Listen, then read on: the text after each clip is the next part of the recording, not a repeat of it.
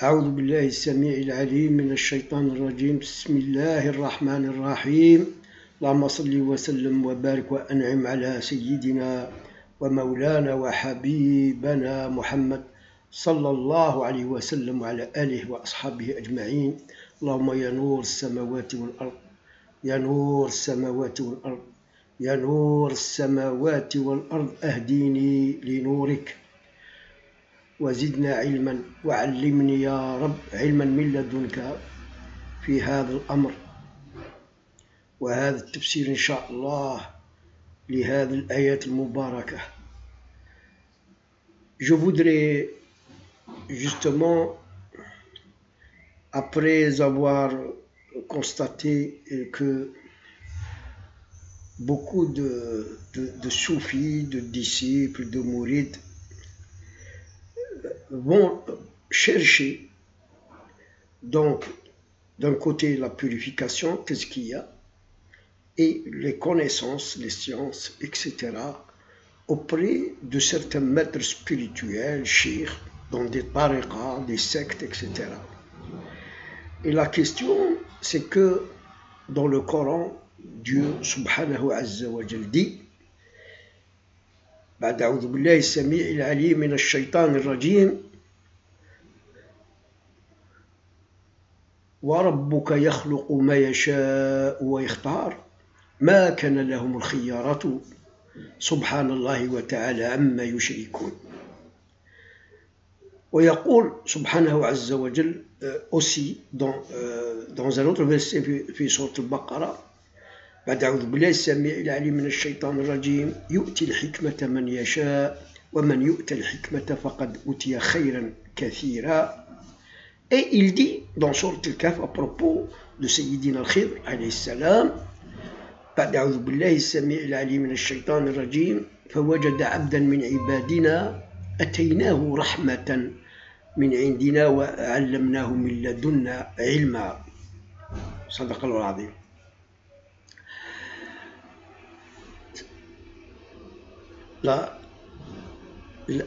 L'explication, l'essence et les significations de ces versets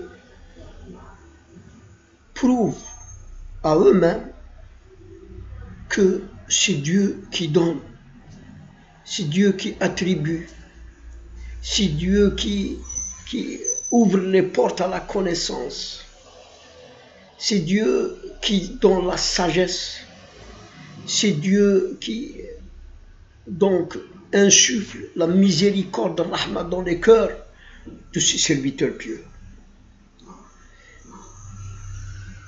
Et la question, bien sûr, est-ce que les gens qui voudraient aller pour avoir ces connaissances, pour avoir ces miracles, ces dons, ces prodiges, ces sagesses, ces sciences divines, transcendantales, qui proviennent directement de lui, sans même un intermédiaire, un ange. Est-ce que ceci s'acquiert par des méthodes telles que ces tariqat soufis, ou bien s'acquiert par l'afkar, des invocations répétées, même ces méthodes que Ibn Arabi propose, donc la khloua, les invocations, la faim, et les veillées nocturnes avec des prières et des invocations, etc. Est-ce que vraiment on peut donc acquérir ces sciences, ces connaissances, ces dons, ces privilèges, ces prodiges, ces miracles et le temkin, c'est-à-dire la capacité, comme les capacités que Dieu a données à Sayyidina Dhul Qarnayn alayhi salam, ou bien des capacités et des pouvoirs comme ceux qui ont été donnés à Sayyidina Isa alayhi salam, de ressusciter les morts, de guérir les lépreux, de marcher sur l'eau, ou bien encore des pouvoirs comme ceux de Sidna Sulaiman alayhi salam. est-ce que la méthode, c'est-à-dire il y a vraiment une démarche, une méthodologie, une tariqa, hein, notamment c'est les soufis qui en parlent de tariqa, de méthode, etc. À mon avis, et sincèrement, après cette expérience, longue expérience, je peux attester, et même Allah, que ces méthodes, ces tariqat, surtout ces sectes d'ailleurs qui se sont éloignées de l'islam, ils ne sont plus, pour la majorité d'entre elles, donc elles sont égarées. Elles ne font plus partie de l'islam parce qu'ils ont créé des choses que le prophète Sidna Mohammed ne faisait pas et qu'il n'a pas en quelque sorte recommandé ou conseillé. Alors, ceux qui donc s'opposent ou font autre chose que ce qu'ils faisaient, c'est des apostats. C'est donc mortadin. يعني هما خرجوا من الشريعة خرجوا من دين الإسلام même si ces méthodes soi-disant donc comportent c'est-à-dire les piliers de l'islam ils sont effectués il y a des invocations avec les noms d'Allah etc. mais même dans ces invocations il y a des limites qui ont été dépassées. Par exemple, dire 10 000 fois la ilaha illallah, et 10 000 fois, même l'âme, même c'est-à-dire l'énergie spirituelle, la capacité spirituelle s'ébranle 10 000 fois. Franchement, l'âme va commencer à donc sortir de ces normes spirituelles que Dieu a mis dans le corps humain. Donc elle va basculer dans les illusions, dans des chimères, etc. Parce qu'elle sort de ces normes et de son équilibre avec le corps, etc. Et là, donc, c'est des hallucinations pratiquement qui arrivent et qui pratiquement donc détruisent donc l'âme humaine. Parfois, cette âme est tuée chez certains soufis. Elle est tuée. Et c'est un assassinat, c'est un crime de tuer son âme alors que ses instincts, ses sens, etc., qui sont donnés pour justement jouer un grand rôle dans la vie. Dieu, s'il nous a donné toutes ces capacités, ces sens, cette raison, cet intellect, ces émotions, donc cette fougue, cette énergie de travailler, de faire, c'est parce que nous devrions jouer un rôle. Regardez, quand dans les premiers 3 siècles de l'islam, quand les vrais musulmans, les vrais croyants, adoptaient et pratiquaient l'islam authentique, véridique, ils ont été les premiers pionniers dans toutes les sciences du monde. Et ils ont conquis le monde. Ils ont aussi, donc propagé l'islam. Par la manière forte ou par le commerce ou par donc la prédication, ils l'ont fait. Mais que font les gens, les musulmans, le monde musulman de nos jours, surtout quand ce soufisme est venu encore, c'est-à-dire tirer vers l'arrière. Il tire vers l'arrière, donc toute la dynamique islamique ou toutes les forces qui tirent vers l'avant, le soufisme le tire vers l'arrière, vers l'inertie,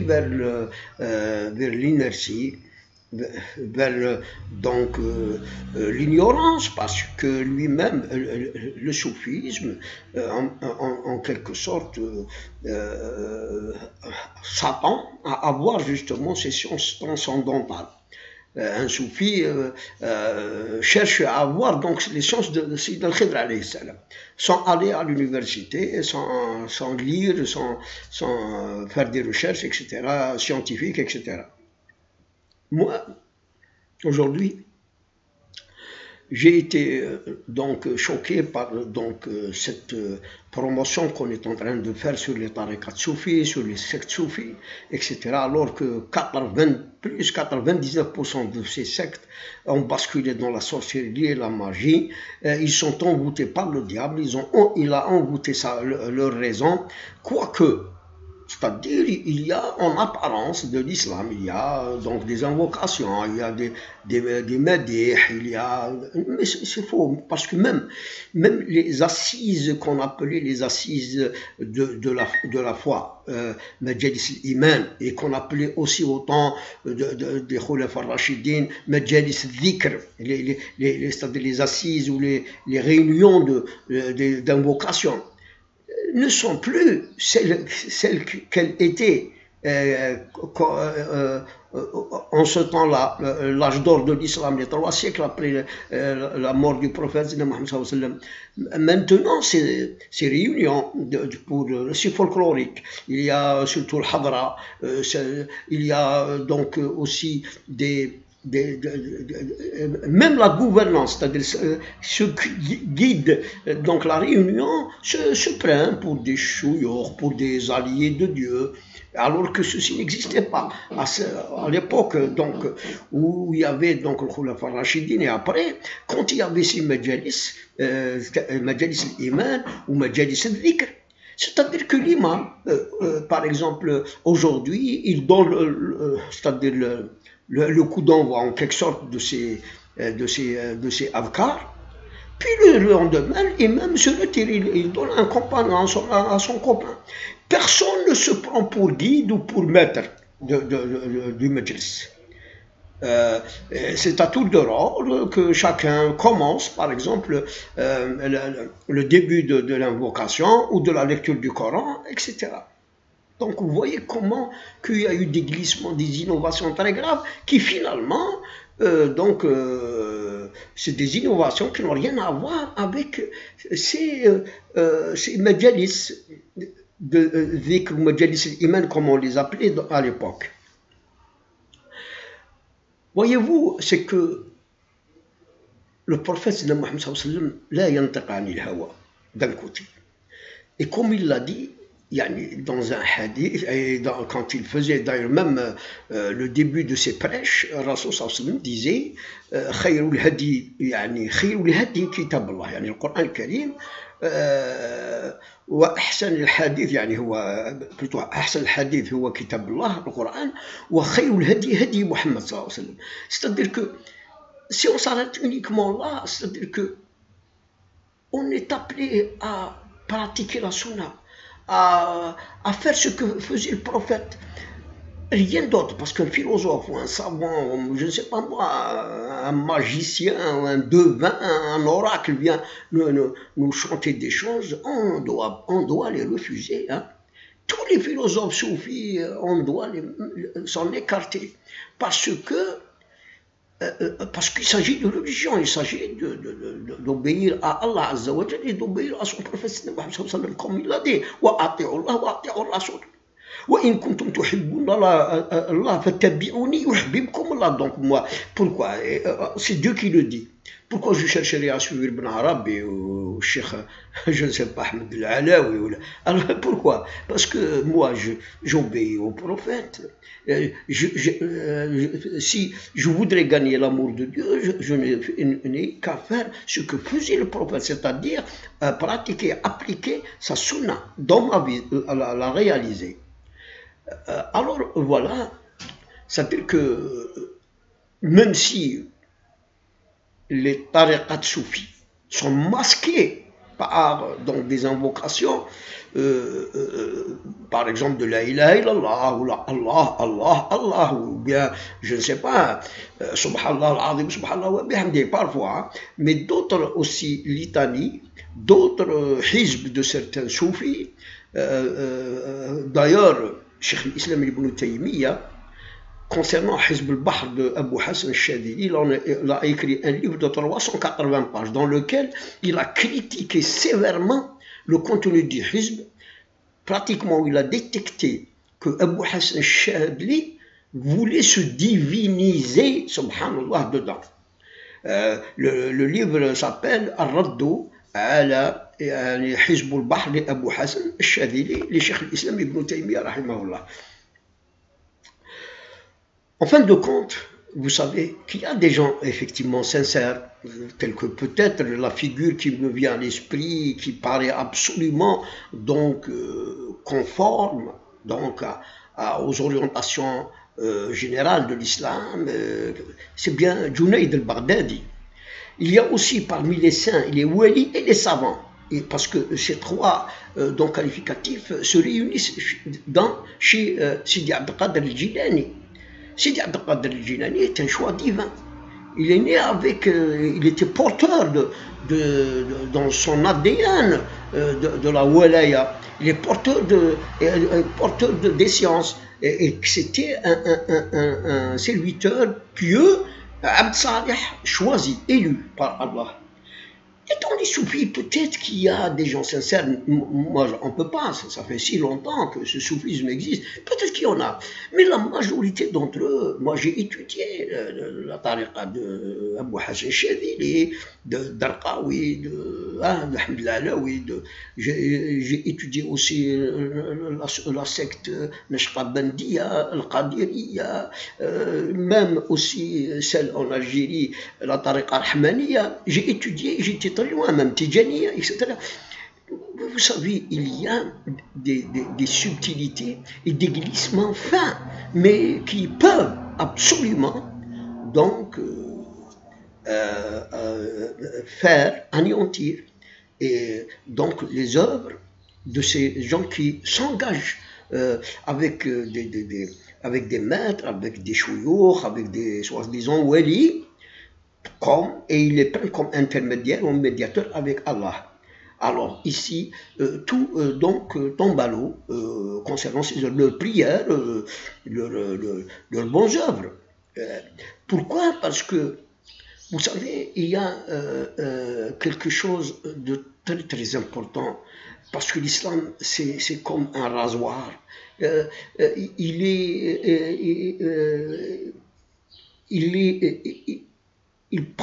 Il est intransigeant en matière de religion, surtout le shirk billah. Parce que quand un homme, par exemple, s'engage dans une secte, là déjà il y a un très grand problème. Celui qui s'engage, comment il laisse la tariqa du prophète, du messager de Dieu, sallallahu alayhi wa sallam, il s'engage avec Ahmed Alawi ou je ne sais pas qui, avec Tijani ou avec... comment il y a le prophète sallallahu alayhi wa sallam. Qui vous a dit que le wali peut, par exemple, intercéder? Il y a un seul shafi'a, c'est lui, c'est le Rasul sallallahu alayhi wa sallam.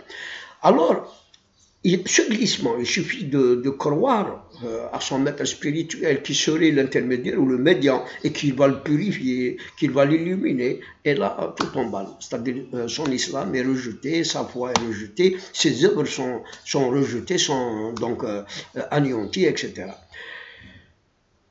En conclusion, on peut dire que réellement, quand Dieu le dit, بعد أعوذ بالله السميع العليم من الشيطان الرجيم يؤتي الحكمة من يشاء ومن يؤتى الحكمة فقد أوتي خيرا كثيرا وما يذكر إلا أولو الألباب. Ce verset atteste que c'est lui qui donne la sagesse à qui il veut.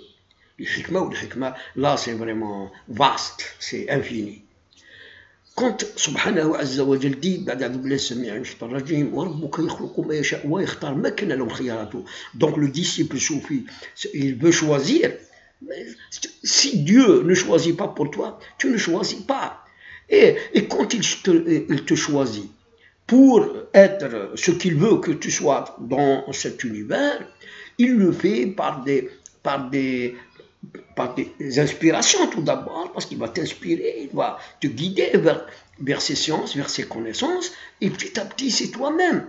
Bien sûr qu'il va chercher ces sciences et tu vas butiner comme l'abeille dans tous les livres qu'il y a, dans les interprétations du Coran, dans la Sunna. Petit à petit tu montes l'escalier et Dieu lui-même va te former. Alors la formation elle est divine. Et bien sûr elle est divine par le biais de la Sunna du Sayyidina Muhammad sallallahu alayhi wa sallam, tout en s'accrochant à Sayyidina Muhammad sallallahu alayhi wa sallam. Et vous verrez que c'est comme ça que ces choix divins, choix d'un wali, d'un saint homme, etc., c'est comme ça que ça arrive. Ce n'est pas, ça ne s'en prend pas. Ça ne s'en prend pas dans une secte soufie. Et le cas de Sayyidina al-Khidr alayhi salam, c'est un cas donc très très comment dirais-je, significatif. Il y a plein d'enseignements à tirer du cas de Sayyidina al-Khidr alayhi salam. Sayyidina al-Khidr était choisi, était élu comme les prophètes. Les prophètes sont élus. Il n'y a aucun prophète qui s'est formé prophète. Il n'y a pas de formation. Là. Et Sayyidina al-Khidr, et comme même tous les saints et tous les walis, Allah dans le Coran, c'est des choix. Sayyida Maryam, que ce soit Ashab al-Kahf, que ce soit même Sayyidina Luqman, qui était un hakim, un sage, que ce soit aussi صاحب سيدنا سليمان عاصف بن بخيرة ولا هذا le compagnon de Sulayman. Et les autres cités, les autres pieux, les autres saints cités dans le Coran. Alors, tous ont été choisis. Et ils ont été choisis par une science qui a précédé. Une science dans les sciences éternelles de Dieu, que tel et tel serait élu prophète, serait élu saint, serait élu wali, serait élu médecin, serait élu ingénieur, serait élu choisi, je ne sais pas, agriculteur, commerçant. C'est des choix divins, tout ça c'est des choix divins. Et à chaque donc personne et son rôle qui lui a été assigné par Allah à jouer et à faire dans cette vie, il le fera par ses choix divins qui ont précédé dans l'essence de Dieu, mais avec justice. Parce que, si vous voulez, même le truand, même Hitler a été choisi par Allah. Hitler, par exemple, hein, il a été choisi, mais parce qu'il a été choisi sachant ce qu'il y a au fond de ses entrailles, de son cœur, de son âme, il l'a choisi, c'est lui qui, comme Pharaon aussi, a été choisi. Mais il est choisi en fonction de ce qu'il a, parce que ce qu'il a, Hitler ou Pharaon ou Bush, ils l'ont extériorisé, comme Pharaon a dit, voilà ce qu'il pensait. Dieu a fait de lui ce qu'il était, et il a donc, et Pharaon a prouvé ce que Dieu a pensé de lui, en quelque sorte. C'est un peu ça.